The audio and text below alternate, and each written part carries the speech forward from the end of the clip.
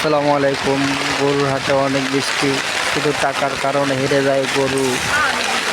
গরু ও মানুষের ভালোবাসা। এই গরুটি বৃষ্টির ভিতরে তার মালিক তাকে বেচার জন্য হাটে নিয়ে আসছে। অনেক বৃষ্টির কারণে সে বৃষ্টির মধ্যে ভিজতেছে। কি গরুর কি পরিস্থিতি!